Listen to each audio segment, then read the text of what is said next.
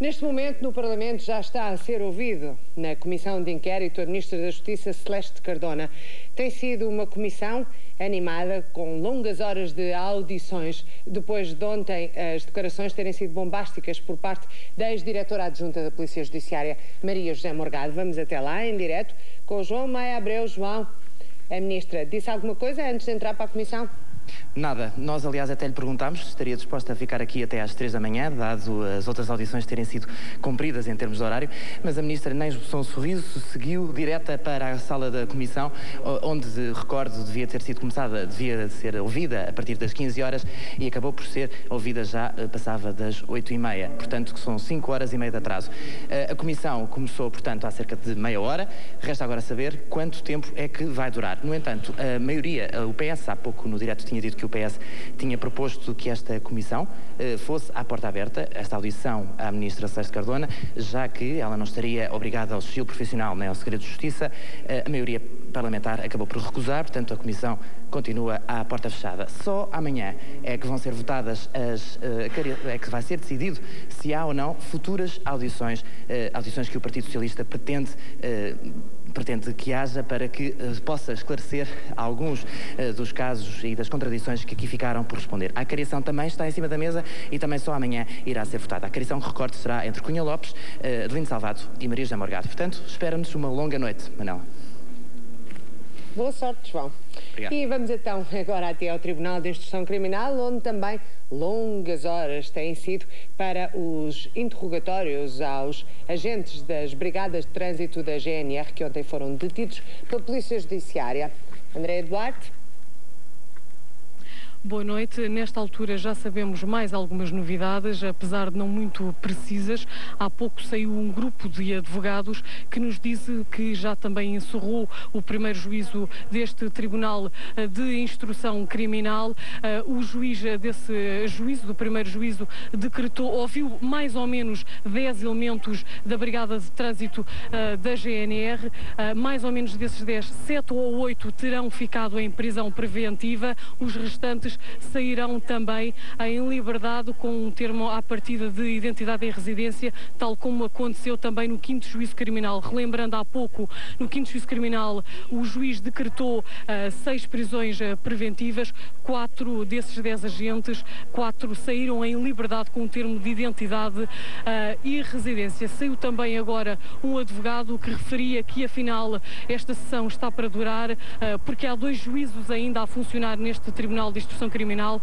Esta ação poderá demorar até às 2 da manhã. Entretanto, já saiu uma carrinha solar, em princípio com 6 dos elementos da Brigada de Trânsito da GNR que ficaram em prisão preventiva. Devo fazer uma ressalva neste momento, é que, apesar de já sabermos algumas medidas de coação nesta esfera criminal, não nos podemos esquecer da esfera militar. O que eu quero dizer com isto, os elementos da GNR que já saíram em liberdade poderão ser alvos de futuro de processos disciplinares impostos pelo Comando-Geral da GNR.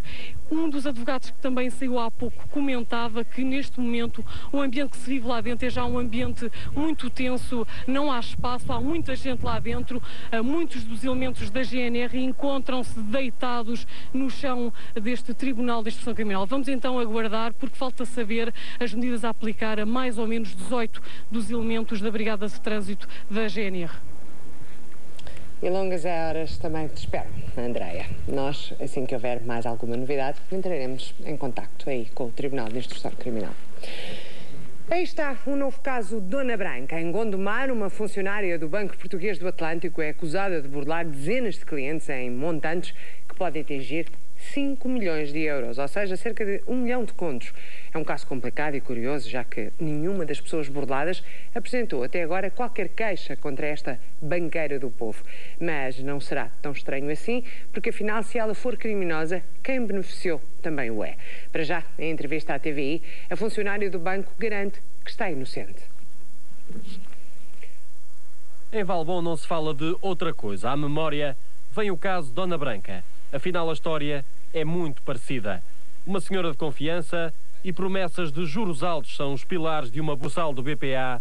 É acusada de burlar os clientes em muitos milhares de euros. Venho cá saber, na segunda-feira de manhã, me contaram, isto é falso, o senhor não tem cá nada. O senhor não tem cá nada nenhum, isto é tudo falso. Quando eu tinha, eu posso dizer que não é 24 mil euros, 939, não sei quantos, que dá 5 mil contos certos. Sei que foram ao banco quinta-feira, falavam em 200 mil. Na sexta-feira foram lá, falavam já em 500 mil contos. Ela fazia todos os meus depósitos, todas as minhas compras de ações, eu mandava o cheque, telefonava a dizer o que queria e a maior parte das coisas nem eram assinadas, nem nada. Ela fazia exatamente tudo aquilo que eu queria e eu confiava plenamente. Quanto é que está a perder? Neste momento estou a perder cerca de 8.500 contos. Mas há casos muito piores? Há casos bastante piores. Só aqui na rua já contabilizei cerca de 160 mil contos. Já se fala em muito dinheiro? Fala-se em cerca de 1 milhão de contos. Os casos de pessoas burladas começaram a ter visibilidade há poucos dias, precisamente no momento em que um cliente tentou levantar dinheiro da conta e não conseguiu. Isto aconteceu numa altura em que a gestora entrou de férias. Pelas ruas da freguesia não faltam queixosos, todos com muito medo de prestarem declarações, todos vítimas de um processo repetido. Ela garantia-nos e garantiu que o banco tinha uma aplicação que podia dar 4% ao ano, deixava-se ficar os cheques e aquilo que nós verificamos é que esses cheques não eram depositados no banco. Emitia documentos do próprio Banco Atlântico com um carimbo falso. A gestora de contas foi, entretanto, suspensa pelo banco. Até aqui, era uma senhora respeitadíssima com ligações à igreja. Não vou fazer qualquer comentário, não estou em hora oportuna de fazer comentários. Nem quer comentar a sua suspensão do Banco Atlântico? Não estou suspensa, estou de férias. Está de férias até quando? Dia 8 de novembro. Entretanto, já foi ouvida pela Polícia Judiciária e está proibida de sair do país, é verdade? Não. Não confirma isso? Não. Não confirma que tentou ir à Madeira e que foi proibida? Não. Não fui à Madeira. Não fui à Madeira, nem tentei ir. Não desviou dinheiro nenhum? Não me posso pronunciar. Não se pode pronunciar porquê? Isto são assuntos bancários. Mas um desvio não é um assunto legítimo. Não me posso pronunciar, peço desculpa. Está de consciência tranquila? Estou de ser tranquila. Entretanto, em comunicado, o Banco Comercial Português confirma a existência de procedimentos irregulares da gestora e garante que os casos reclamados pelos clientes vão ser analisados individualmente. A TVI sabe que a Polícia Judiciária está a investigar o caso, mesmo que até ao momento... A violência está mesmo a aumentar pelo país e cada vez mais persistente para lá nos grandes centros urbanos. A pacatez da província deu lugar ao sobressalto e à insegurança. O valor da vida humana parece que se vai perdendo, ataca-se com frieza e sangue frio. Em Olhão, o empregado de uma bomba de gasolina foi esfaqueado por 2 assaltantes. Preparavam-se para roubar o dinheiro por lá havia, mas não levaram nada, porque algumas pessoas que estavam por perto aperceberam-se da situação e foram em socorro da vítima. Bernardino Santos teve sorte. Acabou o dia de trabalho nesta gasolineira em Moncarapaz, perto de Olhão, às 7 da tarde. E passada pouco mais de 1 hora, o colega do próximo turno foi esfaqueado por 2 indivíduos jovens que o tentaram assaltar. Chega 2 indivíduos sem vestidos de preto, né? E com um garrafão com jerrycan a meter gasolina, depois ele, coitado, depois vai pôr a gasolina sem nada de coisa, né? Ele agacha-se, vai meter a pistola e há um deles com spray, dá-lhe o spray primeiro, depois o rapaz ficou um pouco embaraçado. Com isto, fica meio atordoado e há um deles que espeta logo a primeira facada. E é disso, depois vai ali mais à frente, ele cai antes de entrar ali da porta, ali da casinha. E depois apanha uma outra facada e, bom, foi umas 4 facadas que ele apanha logo em seguida. Quem estava no café ao lado apercebeu-se e tentou ajudar. Os assaltantes que tinham chegado num Fiat Punto cinzento ainda ameaçaram quem se aproximou, mas acabaram por meter-se no carro e fugir sem levar nada. Tinha um facão enorme, até havia um ali do café e disse: pá, quem quer me desfolta ainda? E o outro, coitado, fugiu, teve medo de vir aqui a pedir. É que depois chamaram o café no fim, pois olha, iam matando o rapaz. Estavam aqui 2 pessoas, ou 3, comigo. Corremos todos depois, eu quando saio à rua, eles foram primeiro do que eu, quando saio vejo ir fugindo além, dois tipos além, mas pronto, caractere. Quer dizer, ainda os viu fugir? Eu vi-os fugir além para baixo, eu estava aqui fora aqui. E nem rastro dos assaltantes. As autoridades ainda estiveram no local, mas não conseguiram identificá-los. Bernardino Santos reza agora para que não pensem em voltar. E, paralelamente, cada vez há mais condenações à pena máxima ou perto disso. E, de facto, há pessoas que parecem incapazes de conviver com o resto da sociedade. Hoje mesmo foi condenado a mais de 23 anos de prisão o homem que matou um guarda florestal em Mora, no Alentejo. Para o Tribunal de Arraiolos ficou provado o crime de homicídio qualificado, apesar do arguido nunca ter confessado o crime. Familiares da vítima, colegas e amigos vieram pedir pena máxima para o homem que alegadamente matou à traição o guarda florestal. O juiz provou quase todos os factos da acusação, considerando homicídio qualificado. 23 anos e 5 meses de prisão foi a pena, apesar do homicida nunca ter confessado o crime. A única pena que tinha era a morte, conforme na América, era só isso que eu pedia. O meu marido não fazia mal a ninguém. Muitos foram os que acompanharam todas as sessões do julgamento. Apesar da decisão do tribunal, quase pena máxima, houve quem pedisse muito mais. Eu sou contra a pena de morte, mas esta era uma delas. Olha, ele era amigo dos caçadores, que ele nunca passou, nunca tinha que fazer armas mortas, com certeza tinha que fazer armas mortas, mas aquilo era uma joia de pessoa. A pena máxima era o que nós desejávamos, uma vez que não se podia dar já a vida ao falecido, a pena máxima era o que nós desejávamos. A indignação, a tristeza e os protestos marcaram a leitura da sentença. Garantem não ser motivo para alarme, mas a verdade é que há mais um caso de pneumonia com a bactéria de Legionella. A doente, uma mulher de 30 anos, internada no Hospital Polivalente em Lisboa, é funcionária do Instituto do Ambiente, onde já foram tomadas medidas de defesa da saúde pública. Para mais, a Legionella é uma bactéria que vive principalmente nos sistemas de ar-condicionado. Uma mulher de 30 anos está internada na unidade de cuidados intensivos pneumológicos do Hospital Polivalente desde terça-feira passada. Uma semana depois, as análises confirmaram o diagnóstico. A funcionária do Instituto do Ambiente tem uma pneumonia por Legionella que está a evoluir favoravelmente. O hospital diz que não há motivos para alarme, já que é habitual aparecer em casos esporádicos. A Legionella é uma bactéria que vive essencialmente nas condutas do ar-condicionado. O Instituto do Ambiente, onde a funcionária trabalha, diz que estão a ser tomadas todas as medidas habituais nestas situações. É mais um caso de Legionella a juntar a outros. O Instituto Ricardo Jorge aconselhou a Câmara Municipal de Odivelas a manter encerrada a divisão de fiscalização, depois de um funcionário estar internado no hospital desde o dia 28 de outubro com uma pneumonia por Legionella.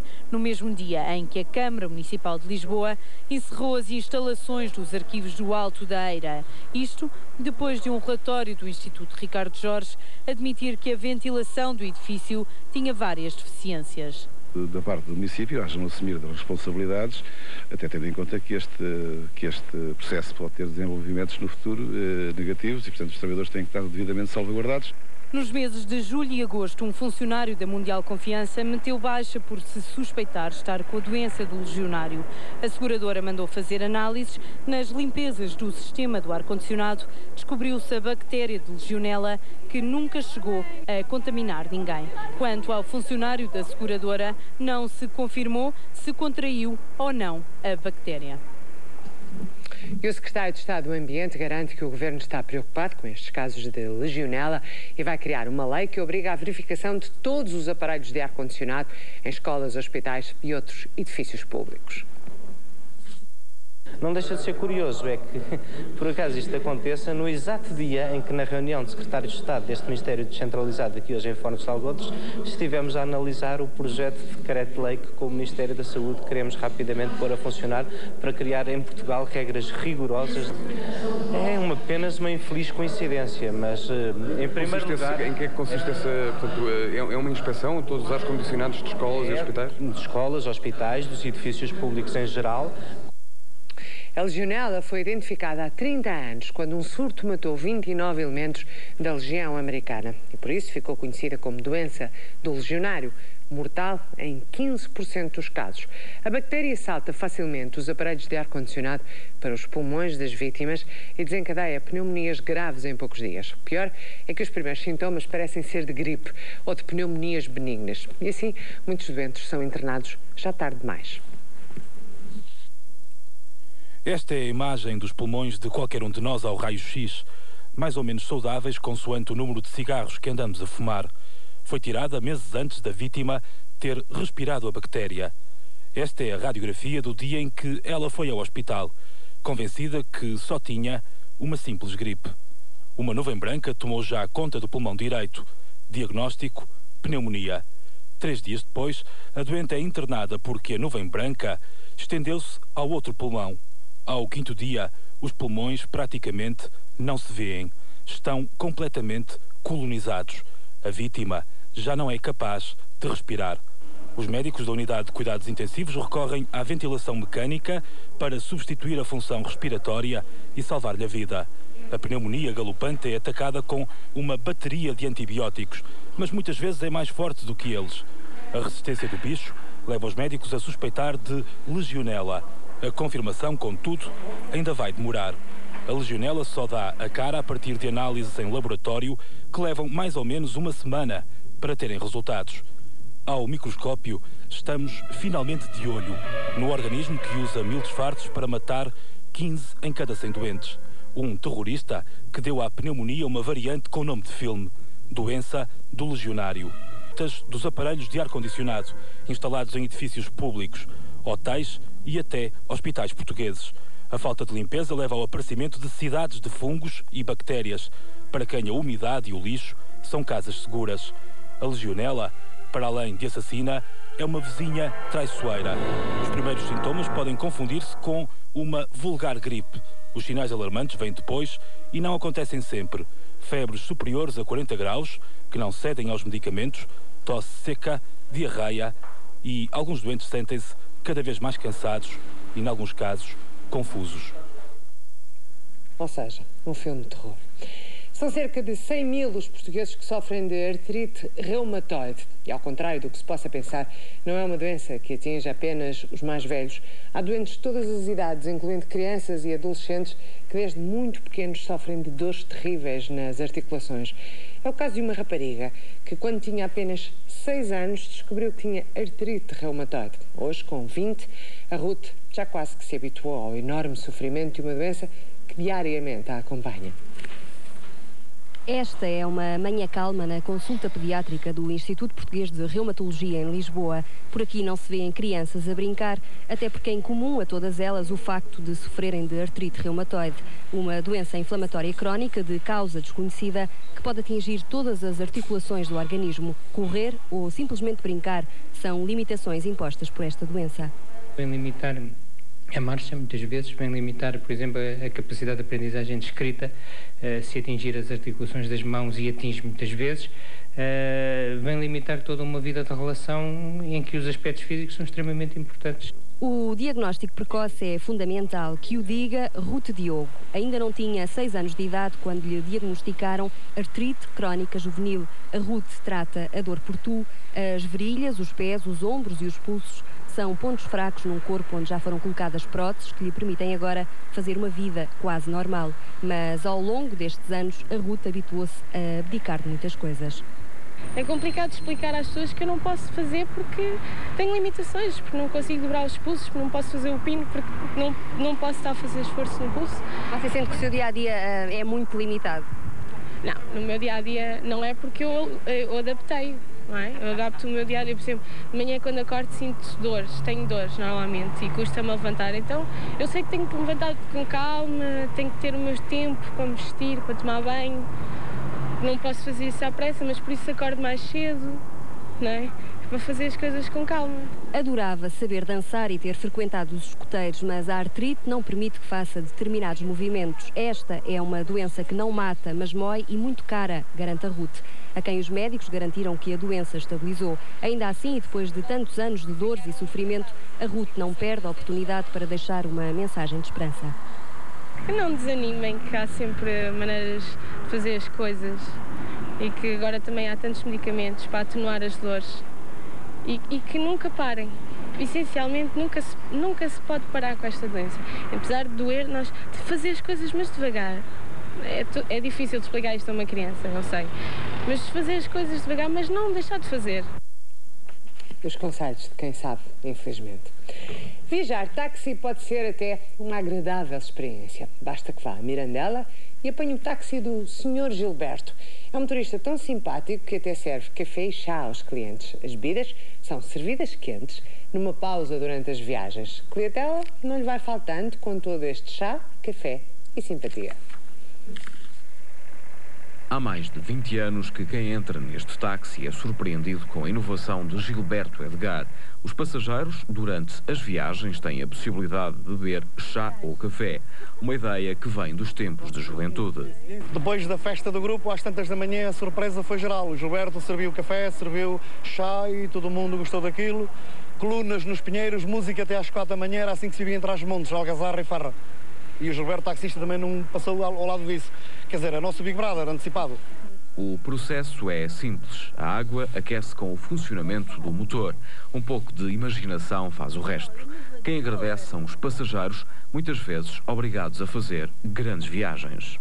Eu fiquei impressionada porque desconhecia completamente e realmente acho que é bastante inovador. Adorei. Eu que não gosto muito de café, mas uma pessoa que viaje muito, não é? Eu, por exemplo, já estive no estrangeiro e tínhamos que parar diversas vezes e assim continuamos a viagem. Acho que isto é uma inovação. Uma forma de tornar as viagens mais agradáveis. De vez em quando oferece mesmo uns biscoitos.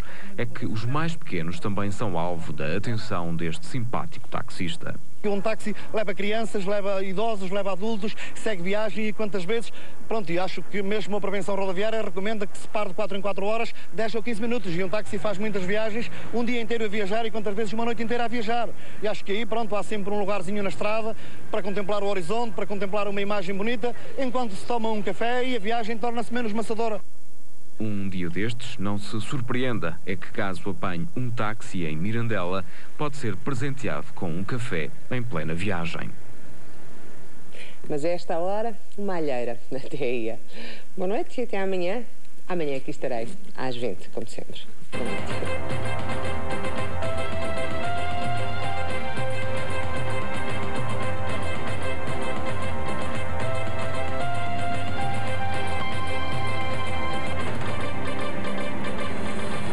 Estas e outras notícias têm atualização permanente em www.tvi.ol.pt e na TVI Interativa. Sempre mais TVI.